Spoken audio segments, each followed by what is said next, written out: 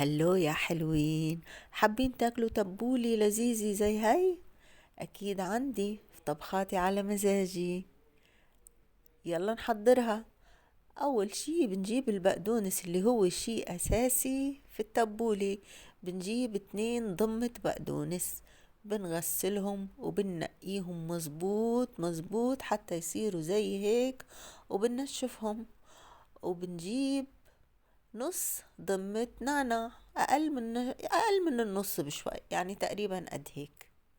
كمان بنغسلهم وبنقيهم، وحبتين بندورة كبار، و2 حبة ليمون بهذا الحجم، وبصلاية صغنطوطة. وبنجيب 3 معالق برغل ناعم ناشف، بنحطهم في زبدية، وبنحط عليهم مي عادية، مي باردة، وبنسيبهم على جنب على ما نكون جهزنا وفرمنا البقدونس والخضار كلياتها وجهزناها. بنجيب زبدية كبيرة بنحط فيها البقدونس المفروم. بننزل أول شي البقدونس والنعناع، بنحطهم كلهم مع بعض. بنحط البندورة فوقهم بعد ما قطعناها صغير زي ما انتو شايفين. بنحط البصل فرمناه كتير ناعم وصغير فوقهم. يوه، منظر كتير حلو. بعدين بنجيب البرغل اللي كنا نقعناه، بنصفيه من المي، بنشفه مزبوط، وبنحطه فوق المكونات.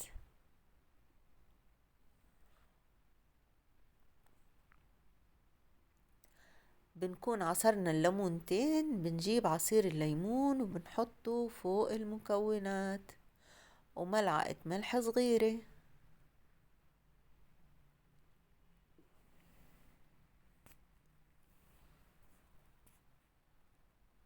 وبنجيب زيت نباتي، يا زيت زيتون يا زيت ذرة، أنا بفضل زيت الزيتون بيطلع معها كتير طيب. وبنحرك المكونات كلياتها في شوكتين. بنجيب شوكتين وبنحركهم عكس بعض، علشان ايش؟ التبولة بتحتاج ان نحركها ونخلي يدخل الهواء فيها علشان تضلها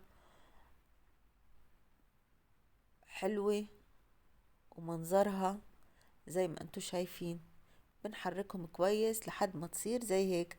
ما بنحط لها مي، اوعى تحطوا للتبولة مي، انا بوصيكم، لان هي لوحدها من الخضار اللي فيها بصير فيها صوص لوحدها من غير ما نزود لها مي، وبصير طعمها أطيب.